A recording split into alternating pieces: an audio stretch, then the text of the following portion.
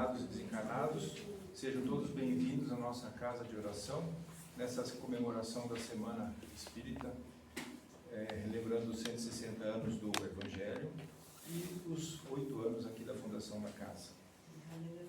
Então vamos iniciar preparando o ambiente com uma mensagem do Evangelho, né? Nada mais propício. Capítulo 19, a fé transporta montanhas. Item 12, a fé humana e a divina. No homem, a fé é o sentimento inato de seus destinos futuros. É a consciência que ele tem das faculdades imensas depositadas em germe no seu íntimo. A princípio em estado latente, e que lhe cumpre fazer-se que desabrochem e cresçam pela ação da sua vontade.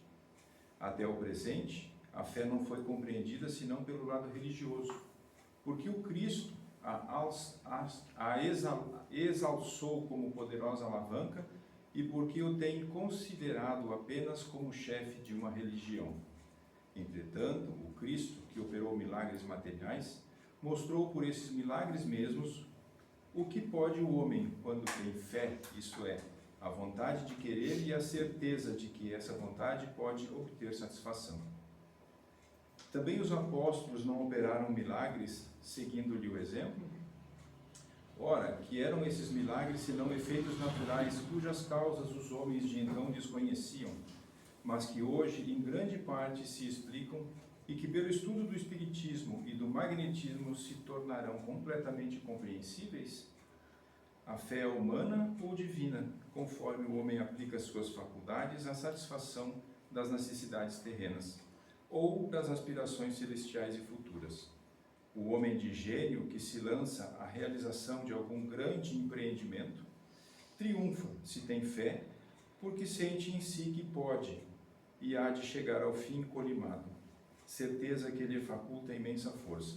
O homem de bem, que crente em seu futuro celeste, deseja encher de belas e nobres ações a sua existência, aure na sua fé, na certeza da felicidade que o espera, a força necessária, e ainda aí se operam milagres de caridade, de devotamento e de abnegação.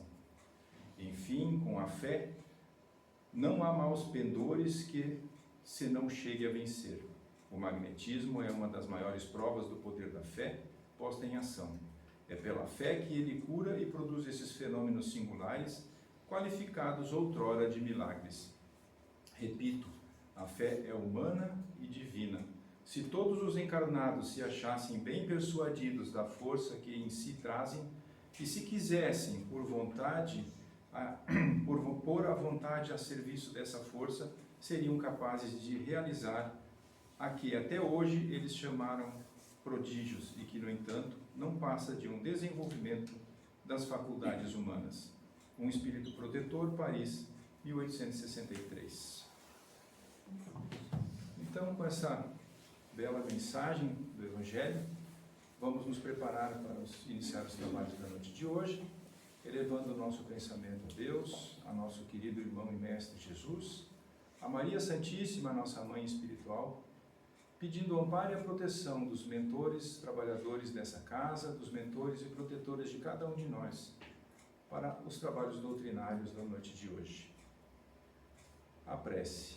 Pai nosso, que estais nos céus, santificado seja o vosso nome, venha a nós o vosso reino, seja feita a vossa vontade, assim na terra como é feita nos céus. O pão nosso de cada dia nos dai hoje, e perdoa, Pai, as nossas dívidas, assim como nós perdoamos aos nossos devedores. E não nos deixes cair em tentações, mas livra-nos, Pai, de todos os males. E para a nossa exposição doutrinária da noite, teremos a nossa irmã Mari Bonato, do Centro Espírita Teresa de Jesus, com o tema A Estrutura do Evangelho para o Espírito Imortal. Que os mentores da casa e o teu mentor abrilhante a tua exposição. A palestra é tua. Boa noite, irmãos e irmãs. Boa noite. Que a paz do Mestre Jesus esteja em nossos corações. Primeiramente, agradecer essa oportunidade abençoada de aqui estar, né? nessa semana espírita do Missionários da Luz, nessa noite tão especial. E também especial, né, porque é aniversário do seu Altamiro. Então, estamos todos aqui reunidos junto, né, com o presidente da casa. Nós...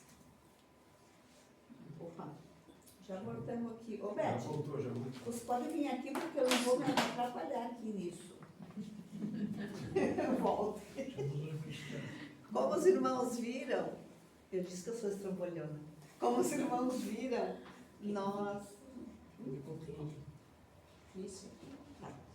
nós vamos trabalhar então um pouquinho, já que estamos comemorando nesse ano os 160 anos do Evangelho segundo o Espiritismo, é o tema, né, dessa Semana Espírita. Hoje nós vamos ver um pouquinho, rapidamente, aquilo que o tempo permitir, sobre essa estrutura do Evangelho para o Espírito Imortal, né? Que foi, né, compilado, codificado pelo nosso codificador Allan Kardec.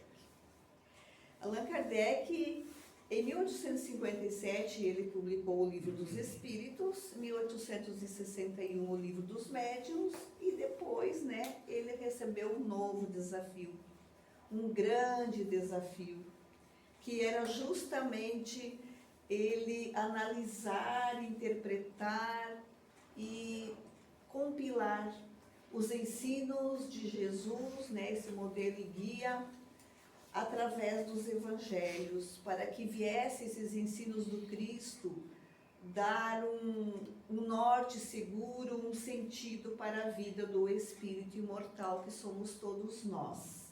Aí então ele recebe esse desafio grandioso de compilar e publicar essa obra, o Evangelho segundo o Espiritismo, é a terceira obra da codificação, em 1864. Mas vejamos para nós aqui encarnados, que estamos temporariamente, né? Somos viajores do tempo. Qual que é quando Kardec veio através, né, da orientação da grande falange de espíritos superiores da codificação, e ele recebeu essa incumbência de compilar essa obra e de publicar, qual o objetivo primordial dessa obra? Nós sabemos que a doutrina espírita, ela contém, né, as 5 obras básicas, e todas elas nos trazem roteiros, nos trazem esclarecimentos para cada um de nós nos diversos aspectos, nas diversas áreas da nossa vida, em qualquer tempo, em qualquer lugar que estejamos. Porém, o Evangelho, ele vem a trazer essa parte muito, muito profunda da existência humana, do ser imortal que somos. E qual será, então, esse objetivo primordial dessa obra? Qual será, né, o primordial do Evangelho? É a transformação moral do homem, o espírito imortal. Então, a fundamental importância desta obra vem para isso, para a nossa transformação moral. Para todos nós, espíritos imortais que somos. Então, essa obra, ela é ensino dado pelos espíritos superiores da codificação, sob a coordenação do Espírito de Verdade. Nós vamos ver que também esta obra não é obra de um homem, não é obra de Allan Kardec. É ensino dado por esses espíritos superiores da codificação espírita. Vamos ver também que ela contém as máximas morais do Cristo. Então, um pouquinho mais nós vamos falar mais diretamente sobre essa questão. E foi organizada, claro, né, compilada por Allan Kardec, que é o codificador da doutrina espírita. Então, começamos aí essa estrutura, né, desta obra, o Evangelho segundo o Espiritismo.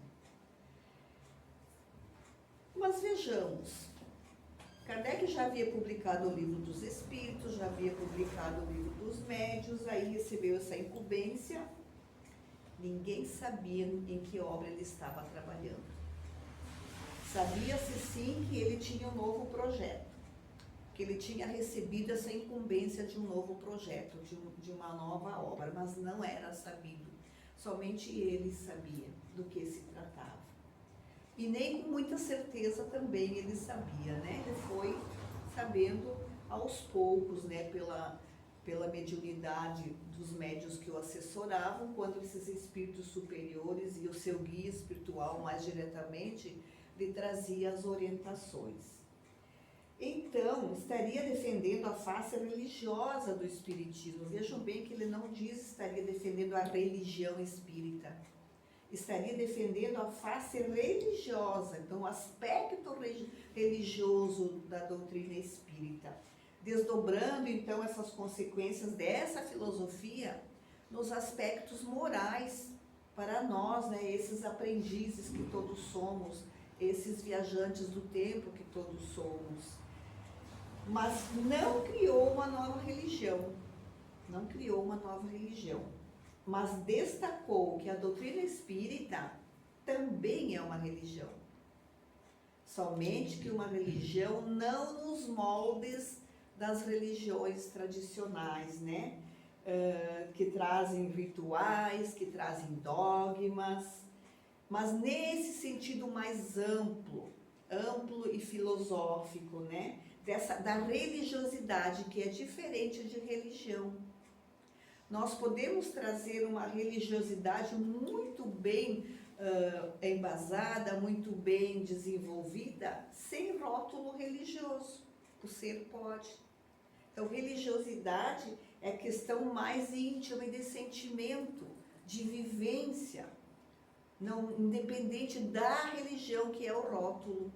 Então, ele queria trazer isso, né, nesse sentido amplo da religiosidade, embasado na fé raciocinada. Na fé raciocinada, não na fé cega. E a leitura de hoje, né, era a respeito da fé humana e da fé divina. Mas também, muito bem colocado no Evangelho, que foi lido o trecho, dessa fé raciocinada que o Espiritismo traz. E aí, Kardec, que recebeu antes de reencarnar, foram muito tempo mesmo, de preparo na vida espiritual para que ele viesse a reencarnar, tivesse toda a sua caminhada como professor, como pedagogo, né, como educador, para daí, quando chegado o momento, ele vem a codificar a doutrina. Então, em função de tudo isso, desse saber, né, e dessa sensatez, dessa lucidez de Allan Kardec, ele sabia que a vida e a obra de Jesus é muito vasta, muito vasta. E já naqueles tempos, né, no século XIX, muitos estudos já haviam sido publicados, não por ele, né, mas por historiadores e estudiosos da vida do Cristo, inclusive dentro das religiões, da religião católica, que era predominante na época, né, já haviam sido publicados e estudados. Só que essas interpretações que cada um dava variavam muito, com certeza, né? Variavam muito, especialmente as interpretações dadas pelo catolicismo da época. As discussões teológicas eram intermináveis, mas daí ele pensava, vejamos bem, o desafio que ele recebeu, né? Por onde ele começaria essa obra? Né? O que ele destacaria? Como ele faria esta obra de suma importância? Mas como Kardec era muito lúcido e muito disciplinado também, ele resolveu seguir as orientações, né, desses benfeitores espirituais. E elegeu por conteúdo essa questão da obra que é universal para o progresso dos homens. Daí, então, que ele elegeu. Veja bem, até ali ele não sabia. que seria o Evangelho, que seria retirado, né, dos evangelistas, não. Aí ele foi recebendo as orientações desses benfeitores e então aí ele decidiu que seria através dos ensinos morais do Cristo. E onde será que ele poderia procurar e encontrar os ensinos morais do Cristo?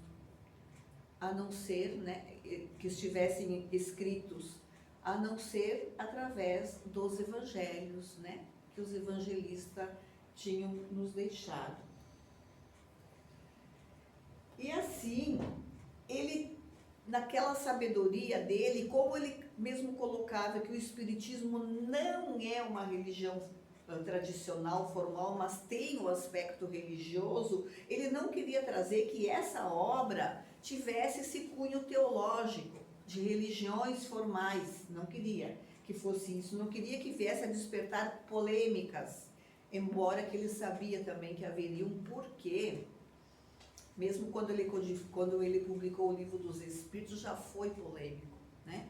Kardec sofreu bastante a questão dos contraditores, a questão da Igreja Católica, né, que dominava quando ele publicou o Livro dos Espíritos. Imaginemos nós, então, quando ele vem a publicar o Evangelho segundo o Espiritismo, olhem, né, olhem o título, e vem trazer, então, esses ensinos morais do Cristo. E aí vem ele pensando nessa questão, que fosse um manual prático, né? Que fosse esse manual, esse roteiro útil para todos nós, espíritos imortais que somos.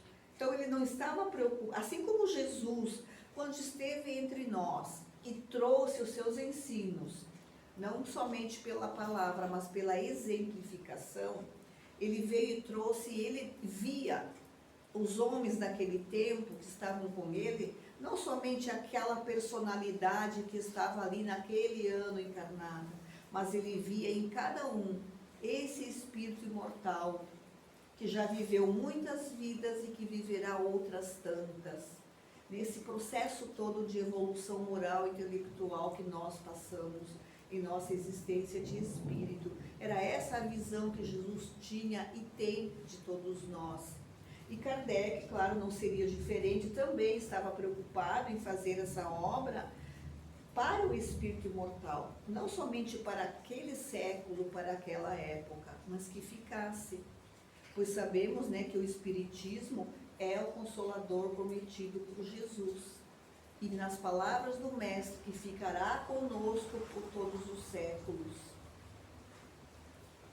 Se vai ficar conosco por todos os séculos, não poderia ser feito por um homem ou por uma religião, porque senão não teria essa perpetuidade, né?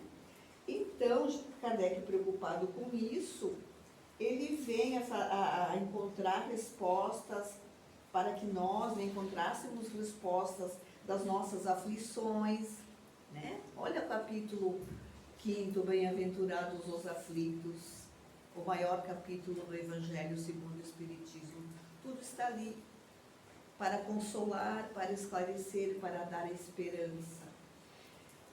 E aí ele vem, ó, mas quando ele coloca aqui, ó, é o melhor caminho para encontrar a paz e a felicidade, tanto nesta existência quanto na continuidade da vida após a morte do corpo físico. Então, esse era o entendimento de Kardec. Aí vem, então, e ele faz essa publicação da primeira edição em 1864, em Paris, mas o nome era Imitação do Evangelho. Imitação do Evangelho. Por que será que ele usou esse nome? Porque ele havia tirado, né, as passagens evangélicas dos evangelhos, né, de Lucas, Mateus, João e Marcos. Então ele colocou como imitação do Evangelho. Mas depois ele foi analisar novamente a obra, né, foi ler novamente, pensou muito e viu que teria que ser algumas questões reformuladas. Então, ele, na terceira edição, teve a segunda também, igual à primeira, na terceira edição ele modifica, que foi em 1866, porque ele fez uma revisão, uma correção nessa obra, E aí ele coloca o nome, então, o Evangelho segundo o Espiritismo, na terceira edição, que é a obra que nós temos até os dias de hoje. É essa que foi revista, né, corrigida e dado o nome que até hoje nós usamos, os espíritas usam. Aí vejamos, quando ele estava estudando e se preparando para a obra, lá em agosto de 1863, isto consta em obras póstumas, Kardec desencarnou e deixou muitos escritos, vários escritos, sem publicar. Aí os companheiros deles, lá da Sociedade Espírita de Paris, pegam esses escritos e depois eles montam, né, essa obra, obras póstumas, que foi após o desencarne dele, e aí vem então as falas deles que nunca tinha sido publicada. E nessa ele diz assim: eu a ninguém dera ciência do assunto do livro que estava trabalhando. Conservara-lhe de tal modo em segredo o título, que o editor, senhor Didier, só o conheceu quando da impressão. Esse título foi a princípio imitação do Evangelho. Mais tarde, por efeito de reiteradas observações do mesmo senhor Didier e de algumas outras pessoas, mudei-o para o de O Evangelho segundo o Espiritismo. Assim, as reflexões contidas nas comunicações seguintes não podem ser tidas como fruto de ideias pré-concebidas do médium. Mas vejamos como era claro Kardec, né? Como ele tinha essa sensatez, essa visão. Ninguém sabia. E foram médiuns de várias partes da França, de outros países, que recebiam as comunicações e não sabiam do que se tratava, mas recebiam as comunicações dos espíritos da codificação, né, daquela falange de espíritos superiores, e enviavam para Kardec, mas os médiuns não sabiam do que se tratava. Somente Kardec sabia que ele estava fazendo uma nova obra e que dali extrairia, né, os ensinos morais de Jesus. Porque ele não queria que houvesse realmente essas ideias pré-concebidas. E aí entra a questão da universalidade desta obra, porque veio vários médiuns de várias partes trazendo comunicações a respeito do mesmo assunto, trazidas por vários espíritos. Está aí a universalidade, está aí o Consolador, que não é, como Jesus disse, que ficaria conosco para todo sempre, e não era a obra de um homem, porque senão acabaria, né? Então vejam, todo esse trabalho de Allan Kardec, e mais ainda, ele sempre preocupado com o trabalho dele, ele dirige perguntas a um espírito amigos através desse médium, o senhor é francês, eu não sei pronunciar muito bem, né? Mas vamos lá. E ele pergunta assim, através do médium, para esse espírito: que pensais da nova obra em que trabalho neste momento? E a resposta veio: esse livro de doutrina terá considerável influência, pois que explana as questões capitais, e não só o mundo religioso encontrará nele as máximas que lhe são necessárias, como também a vida prática das nações aurirá dele instruções excelentes. Em nenhum momento o Espírito respondeu para Kardec que seria destinada somente aos espíritas ou aos cristãos.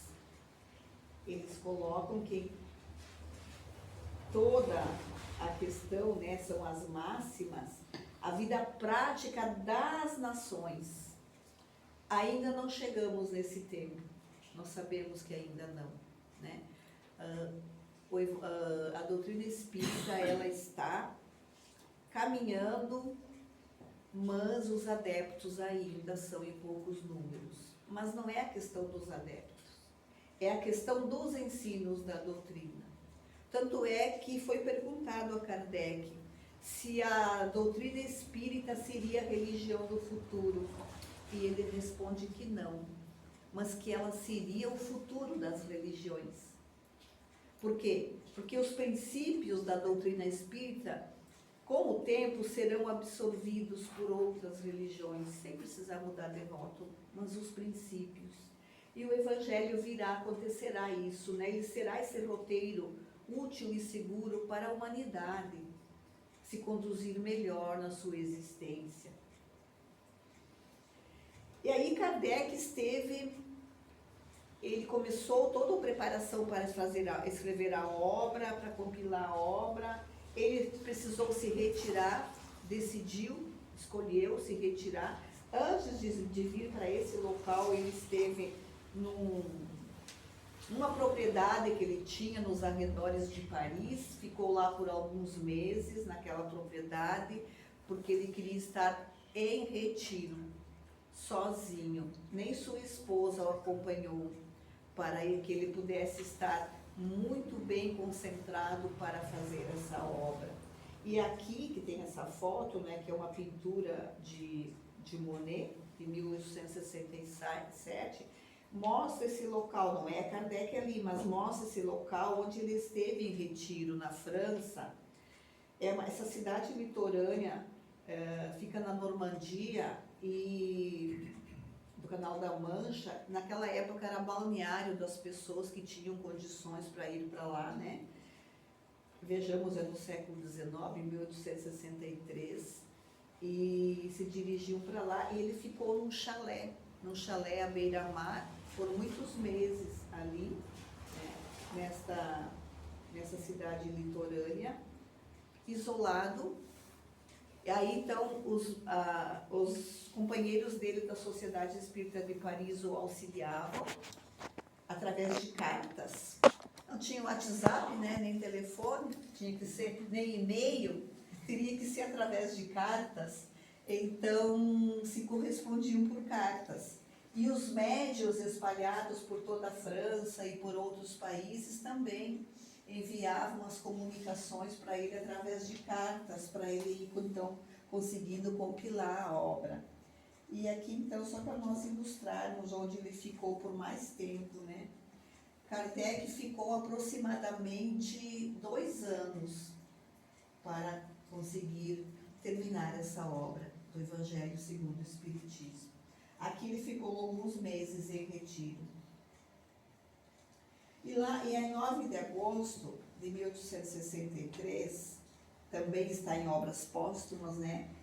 Ele recebe essa orientação do espírito protetor dele.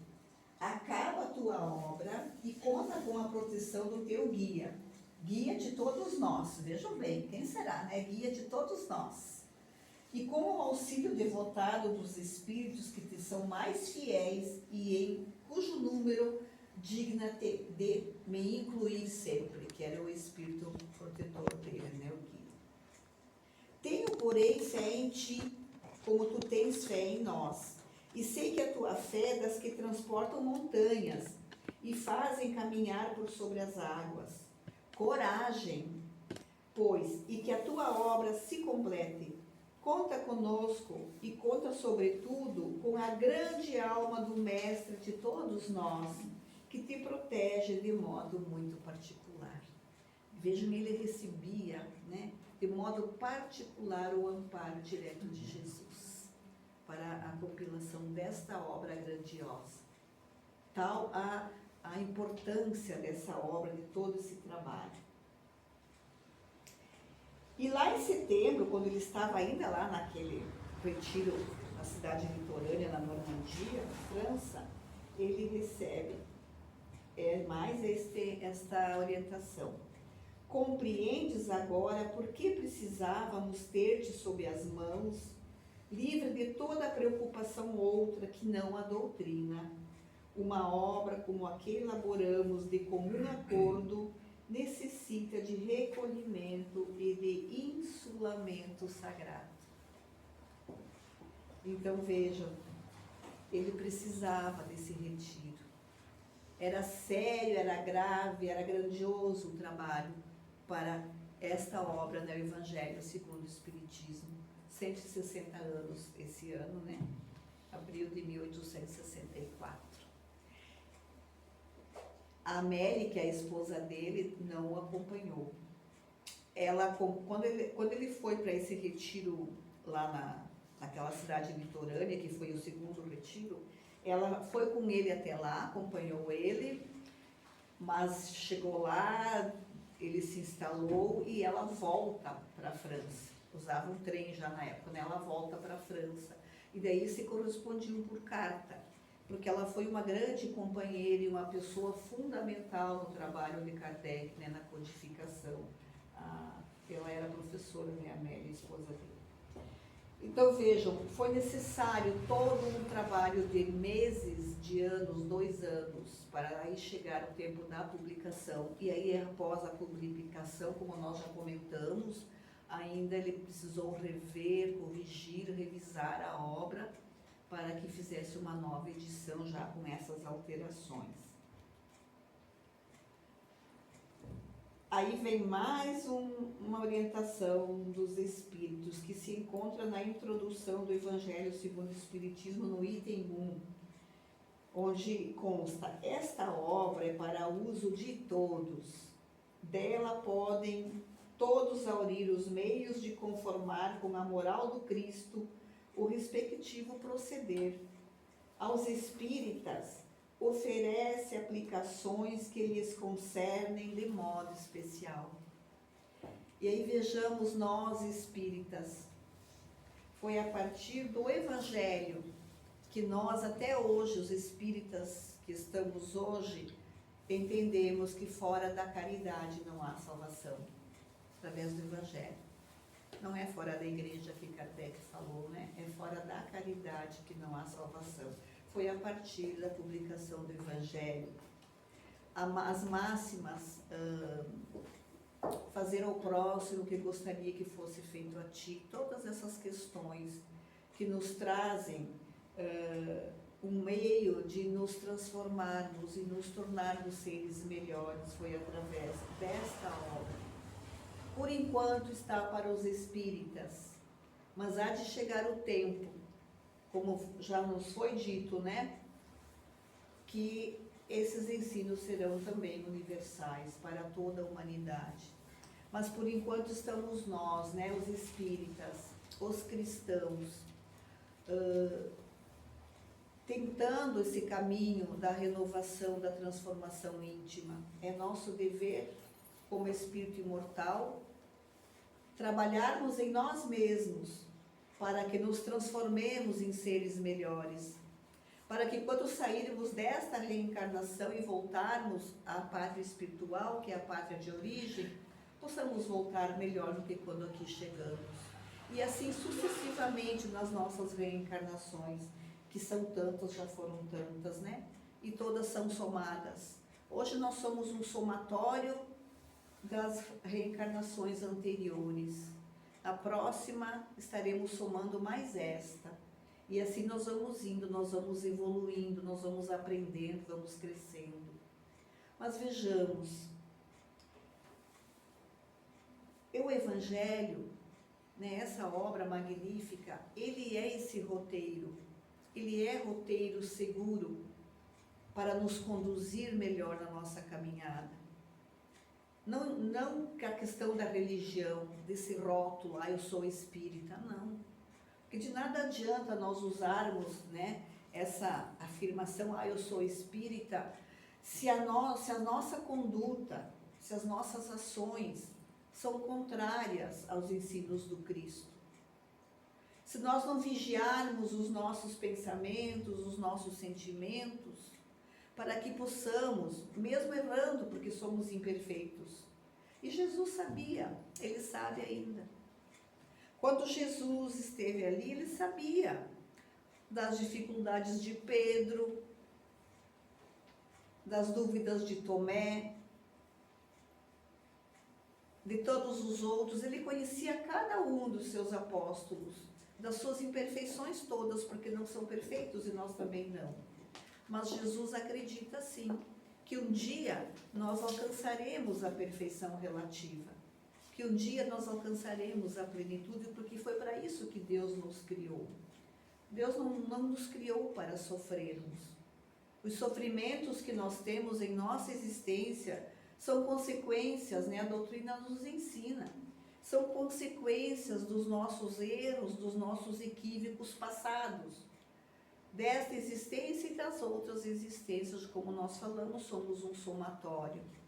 Então ele vem com o Evangelho, como foi dito lá no início, para que o homem pudesse ter esse roteiro para conseguir se transformar e levar a vida com um pouco mais de sabedoria, com um pouco mais de discernimento, dentro das leis divinas. Errar menos.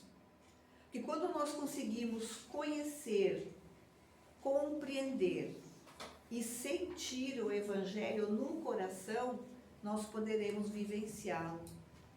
Mas se nós ficarmos somente na teoria, dificilmente conseguiremos vivenciá-lo. É preciso compreender, é preciso sentir o Evangelho. Porque se não chegar no nosso coração e ficar somente no intelecto, ficamos meio quebrados, meio capengas. Porque nós não somos espíritos dotados somente de inteligência, nós trazemos a questão do sentimento. E nós não somos só esse corpo, nós somos espíritos habitando esse corpo. E era essa visão que Jesus tinha, essa visão que Kardec também trazia quando compilou a doutrina, especialmente quando recebeu essa incumbência, dessa nova obra. Então, para nós, os espíritas, vem nos trazer essas aplicações de maneira bem especial. E aí, vamos pensar no resto da humanidade, porque está aí para todos, Embora tenha o nome de Evangelho segundo o Espiritismo, as passagens do Evangelho que os evangelistas escreveram estão para todos, assim como as leis divinas que Moisés trouxe estão para o decálogo que Moisés trouxe estão para todos. Nunca foi dito, porque Deus também não disse é para essa religião, é só para os judeus, Não, é para todos. E Jesus também, quando ele veio, não criou uma religião. Não foi ele quem instituiu o cristianismo nem o catolicismo. Isso veio depois como consequência e muitas vezes bem deturpado, Bem deturpado. E aí veio o Espiritismo como esse consolador para trazer esse evangelho redivivo do Cristo, o cristianismo original, sem ritual, sem dogma, sem formalismo, esclarecedor e consolador. E nós encontramos realmente no Evangelho o consolo para as nossas dores, para as nossas aflições, o esclarecimento do porquê da existência, porquê das coisas, porquê sofrer. Tudo está ali no Evangelho, para que possamos nós acalmarmos o nosso coração, confiarmos em Deus, que é Pai de amor, confiarmos em Jesus, que está no leme da barca terrena, que é o nosso modelo e guia. Basta que tenhamos o coração aberto para esses ensinos, para que possamos deixar que eles venham e calem em nós, a fim de que possam dar sentido à nossa vida, possam nos mostrar um rumo mais seguro. E aí, quando Kardec decidiu então que seria pelas máximas morais do Cristo, essa nova obra, consoladora e transformadora, ele resolveu então analisar, ler, reler os evangelhos, Lucas, João, Marcos, Mateus. E aí ele foi retirando as passagens desses evangelhos que ele considerava mais adequadas, mais oportunas para a obra que ele estava escrevendo. Não foi aleatório. Ele foi escolhendo. E ao mesmo tempo em que ele ia fazendo essa análise dos evangelhos, ele ia recebendo as comunicações que vinham dos médiuns e que através de cartas enviavam para ele, e aí ele foi então compilando a obra nesse trabalho grandioso.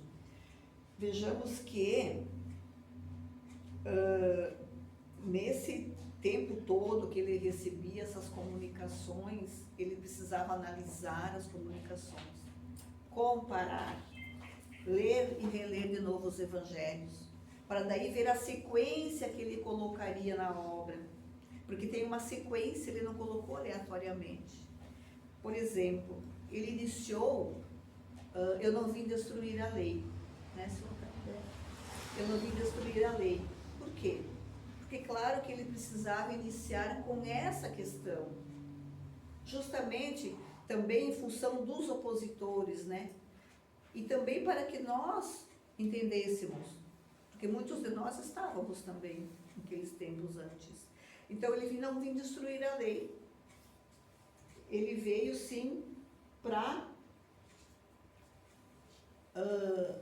fazer com que ela fosse cumprida, a lei de Deus, né? E aí ele vem esclarecendo essa questão. Daí o Kardec traz sobre Moisés, sobre Jesus e daí sobre o Espiritismo. Lá no capítulo 6, o Cristo Consolador. É o capítulo 6. Só que antes vem o capítulo 5. Vejamos que interessante. Ele compila o capítulo 5, bem-aventurados os aflitos. Os aflitos da terra, é para nós, nosso orbe. Os aflitos encarnados e desencarnados ligados à terra. Aí ele faz então esse capítulo 5, bem-aventurados os aflitos, e logo em seguida vem o capítulo, o Cristo Consolador. Por que será? Será que foi aleatório? Foi por acaso? Não. Foi didaticamente pensado, porque os aflitos somos todos nós. Mas daí vem o Cristo que consola. Esse modelo e guia que é aquele Cristo que consola esses aflitos da terra.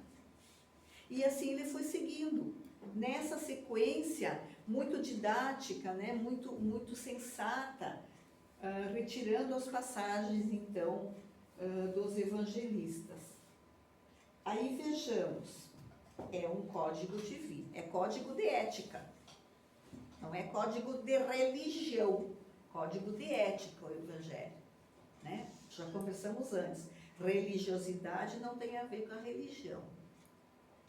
Aí, esse código de ética é uma regra de conduta que abrange todas as circunstâncias da vida pública e privada. O princípio de todas as relações sociais que se fundam na mais rigorosa justiça. É, finalmente, e acima de tudo, o roteiro infalível para a felicidade vindoura depois, né? Espírito imortal. O levantamento de uma ponta do véu que nos ocultava a vida futura. É essa parte que será objeto dessa obra. Isso também está na introdução aqui do Evangelho segundo o Espiritismo. Então vejam, esse código de conduta, né, esse roteiro de conduta para todos nós, aqui também não é dito em nenhum momento, é código de conduta para os espíritas. Não disse também é código de conduta para os cristãos. É código de conduta, sim, para todos nós, esses filhos de Deus, ainda imperfeitos que estamos, né, aprendendo, nos construindo, errando, mas acertando, nos equivocando, mas também nos reequilibrando perante as leis divinas. E aí, esse código de conduta, né, que vem levantar essa ponta do véu, porque vejamos, quando Jesus esteve encarnado na Terra, ele não tinha como ele falar todas as coisas que precisavam ser ditas e esclarecidas para aquele povo daquela época, né, há mais de 2000 anos, que ainda tinha, o avanço moral não era lá tão grande, a questão intelectual também não, né? Então eles tinham as vivências dele, eles não estavam psicologicamente nem espiritualmente maduros para receberem tudo aquilo que o Cristo poderia ter ensinado e exemplificado. Então, ele viria novamente depois através do Consolador, né? Lá em 1850 e poucos, quando vem essa falange, para então, através da doutrina espírita, trazer novamente esses ensinos de Jesus, tirar o véu, ser mais explícito, né? Ou fazer lembrar aquilo que nós, humanidade, havíamos esquecido. E aí, porque nós já estávamos um pouco mais maduros, já tinha tido avanço da ciência, das artes, da literatura, então o homem já estava mais preparado para receber esses ensinos que Jesus não pôde trazer em todo a sua essência, porque não estavam preparados. Então é esse código divino, que é esse consolo, que é esse norte seguro, que vem nos trazer a consolação, mas não só. Porque se nós formos ler o Evangelho, estudar, melhor dizendo, porque ler é fácil, né? Ler, a gente lê, mas dali um segundo já não sei mais o que eu li. É preciso estudar o Evangelho, né? Mesmo que seja em casa. É preciso que nós, os espíritas, implantemos em nosso lar o Evangelho no lar. Se ele é esse código, né, de conduta, precisamos sim. Precisamos não, porque nada nos é obrigado na doutrina espírita, mas devemos, né, implantar em nossos lares o Evangelho no lar. Uma vez por semana, num horário determinado, nos reunirmos junto com nossa família, sem obrigar ninguém. Quem quer participar, participa. Quem não quer, não participa. Se tivermos que fazer sozinhos, façamos sozinhos, porque quem mora sozinho, faz sozinho. Sozinho não, porque está ali, né, com seus espíritos protetores, com a presença desses benfeitores. Então é necessário que implantemos o Evangelho, que ele esteja em nossas vidas, mas não como um amuleto, não dentro do porta-mala do carro como um amuleto, não na cabeceira da nossa cama como um amuleto, ou aberto lá na sala, né? Eu me lembro quando eu era católica, vou contar um segredo. Quando eu era católica, tinha uma Bíblia bem linda que eu ganhei, né? Linda Bíblia. E eu tinha lá um pedestal, mandei fazer um pedestal para a Bíblia, botei na entrada da casa, né? Nunca lia. Estavam lá aberto. De vez em quando pegava e lia um provérbio. Mas a gente não tinha entendimento. Isso faz muito tempo, tá? Porque não sou novinha. Isso faz muito tempo, muito tempo. Só fui conseguir compreender, né? Inclusive o Antigo Testamento, depois que entramos no estudo da doutrina espírita. E depois o trabalho dentro da doutrina espírita. Que a gente vai conseguir compreender que o Evangelho não é amuleto. Que nós precisamos, como eu disse, compreender, sentir e vivenciar. O vivenciar está longe ainda, né? A gente tenta. Nós tentamos, mas estamos tentando. Hoje a gente consegue, daqui a pouco a gente resbala, faz um equívoco, mas a gente consegue, a gente já tem a consciência. Porque o Evangelho nos traz justamente isso.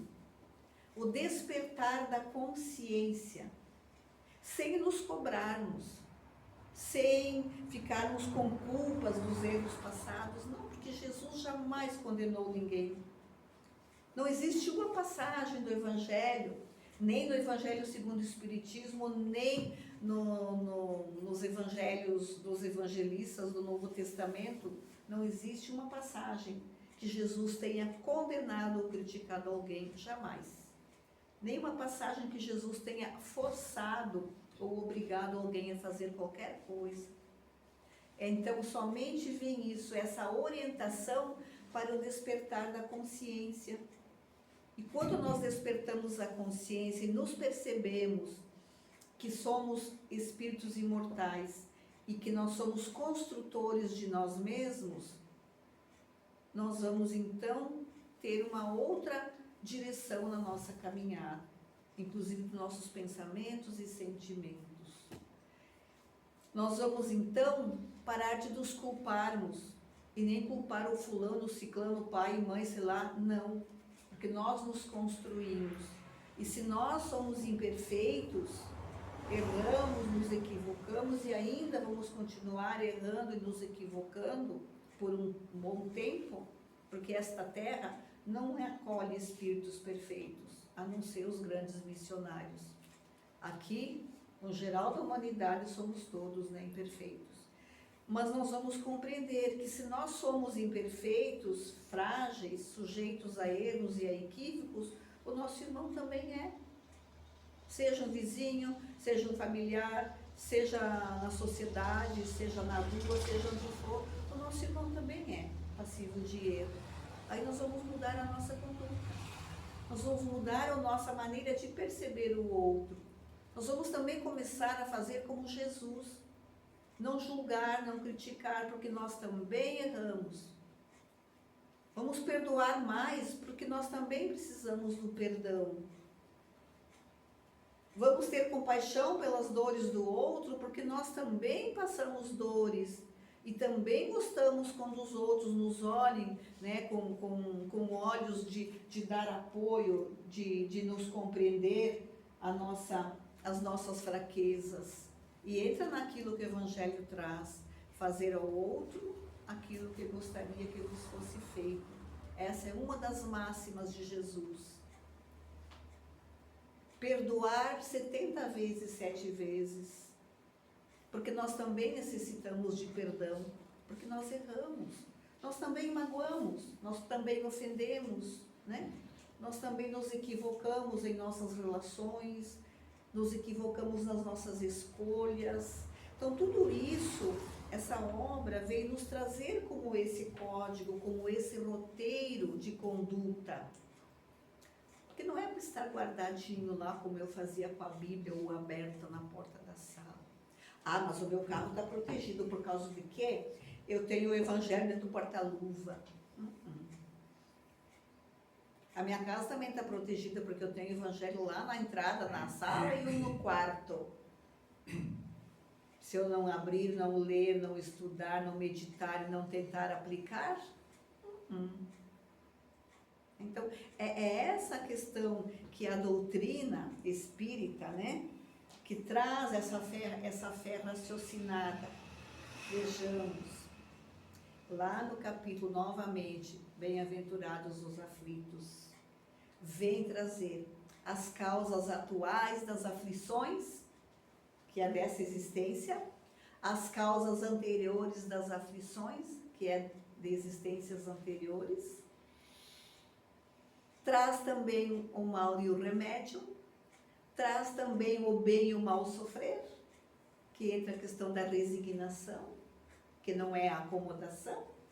Então vejam, as causas atuais, bom, nessa vida, causas atuais das aflições, vejam a lógica, né? a fé raciocinada. Causas atuais, bom, eu estou sofrendo hoje assim, assim, assim, porque eu fiz uma escolha equivocada aqui e ali. Estou passando as consequências, né? Quantas coisas nós fazemos? Todos nós nessa humanidade. Uma escolha equivocada vai gerar uma consequência, com certeza. Mas daí as causas anteriores das aflições que o Evangelho traz.